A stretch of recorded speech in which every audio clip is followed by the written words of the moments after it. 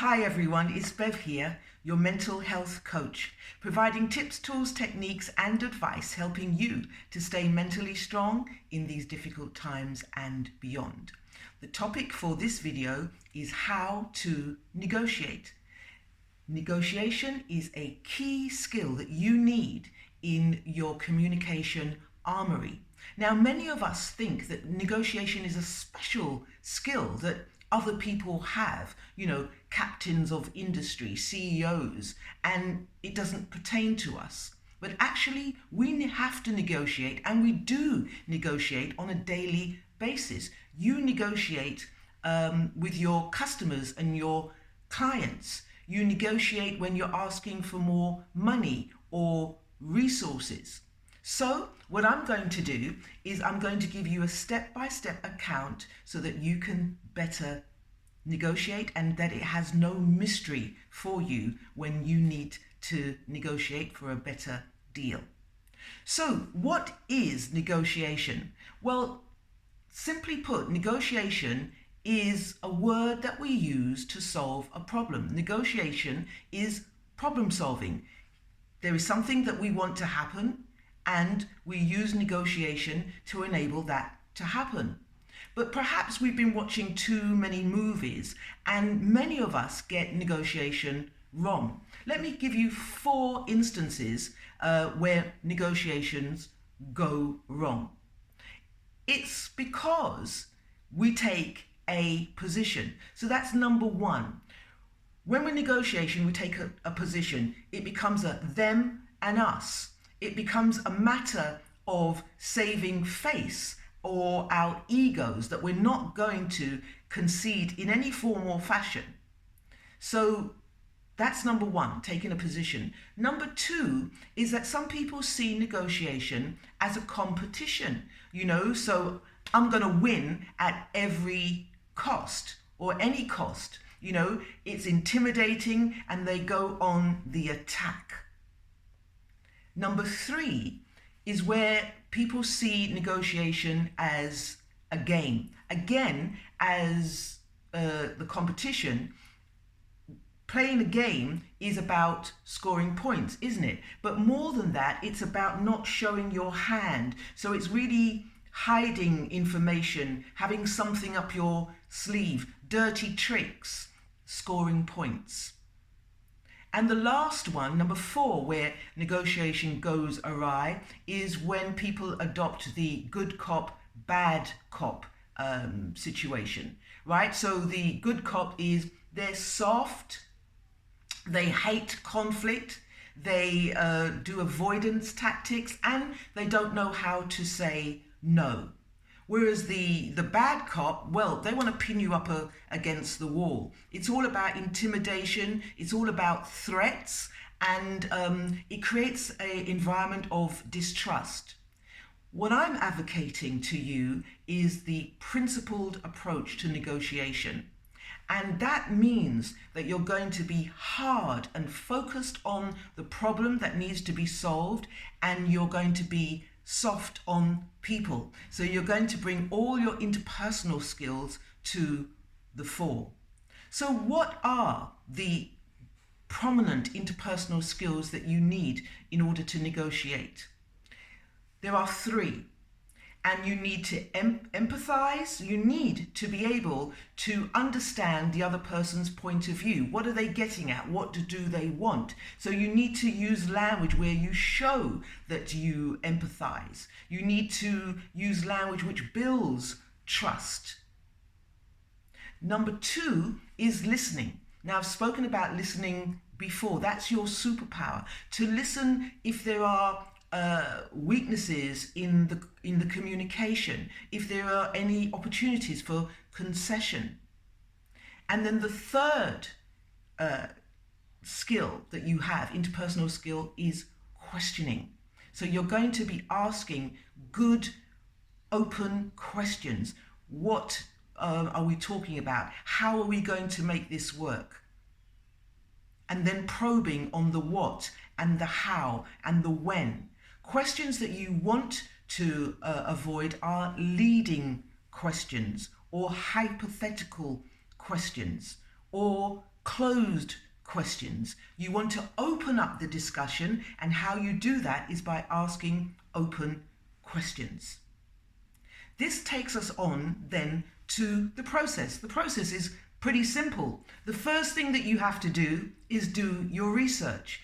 Do your research on the other party. So know what they stand for. Know what they're getting at. What do they want? If it's a company, go online and research the company. If it's a client who works for a company, find out what their department's about and what they're seeking to achieve. If you're buying a house, then again, you research what the market is, but do your research on the other party. That will give you a lot of confidence on how to push and how to pull.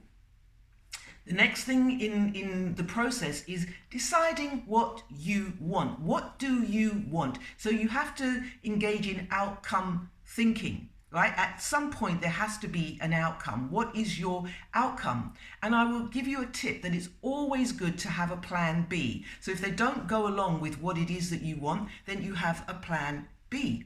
So an example I can give you is that if you're going for a job, it's always good to have another job in the bag. So it strengthens your negotiation power, because you know that there's something to fall back on if you don't get the dream job.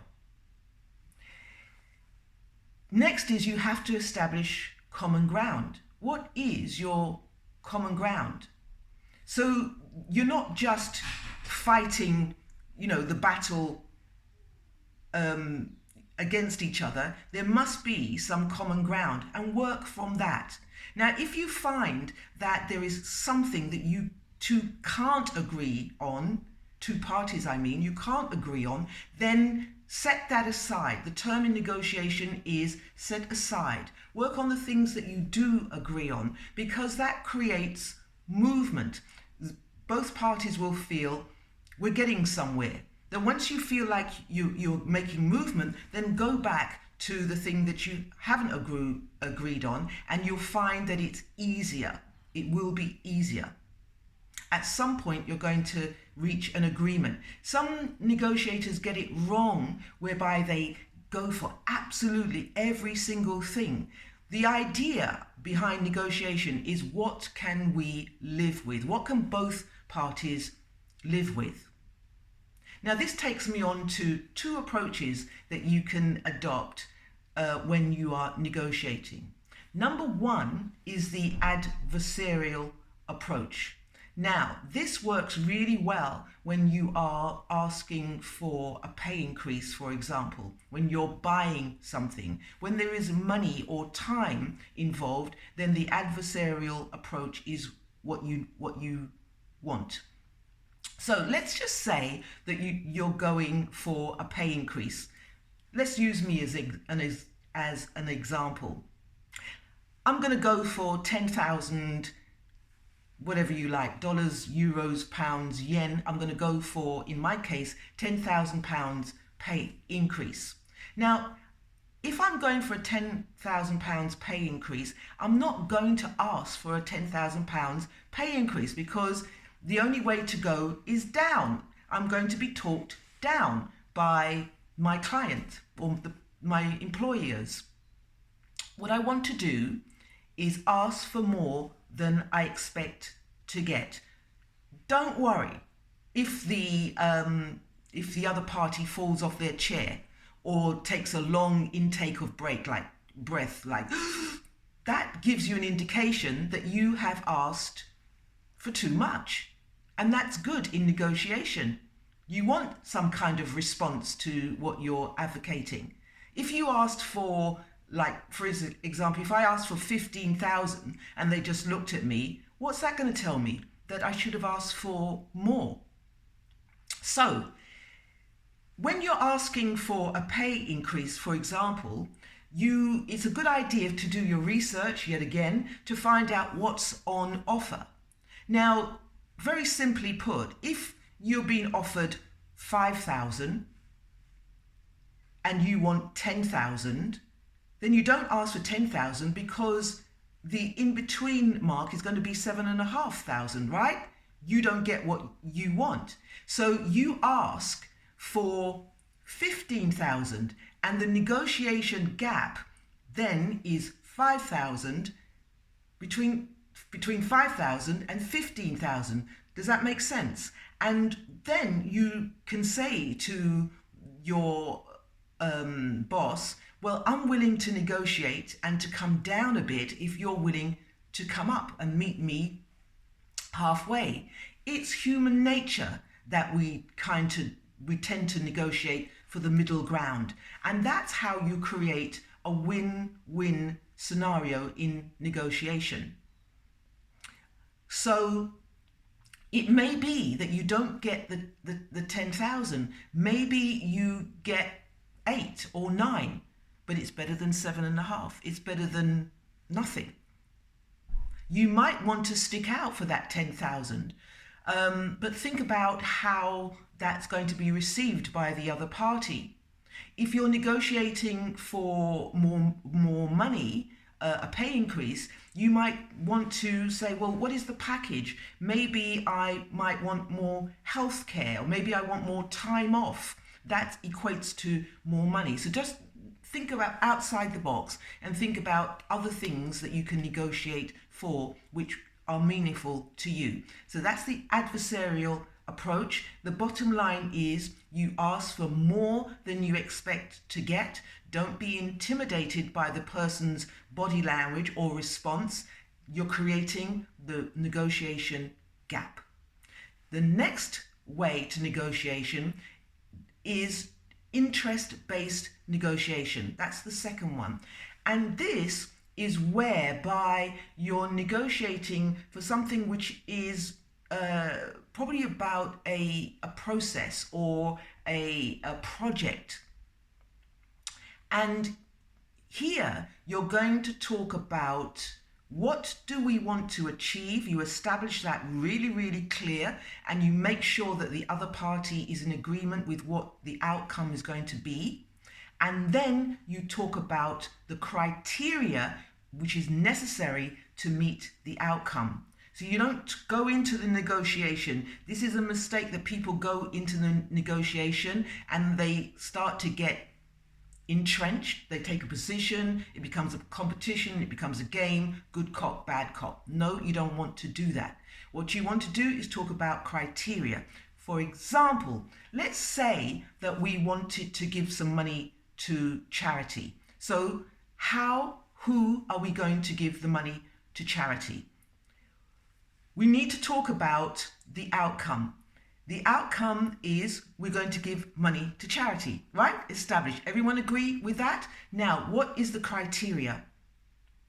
The criteria might be I want to give my money to children. That's a criteria. I want to maintain the money that I give to my country. So in my case, it's for charities within the UK. I want to deal with children's mental health.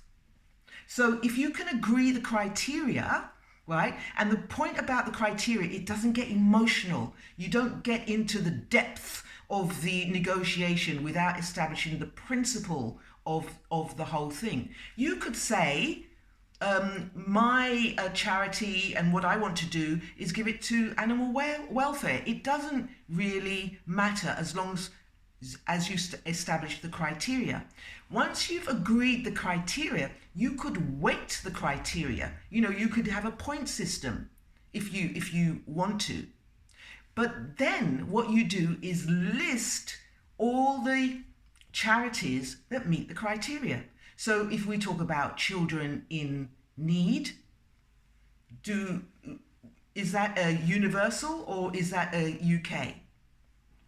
Does it meet the criteria? Is there a local charity which hits the criteria?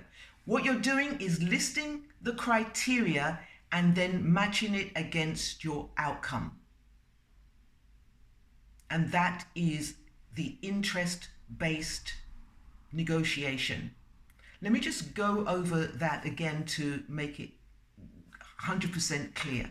So when you're doing an interest-based negotiation, you make sure that everybody knows what the outcome is and what it's going to be.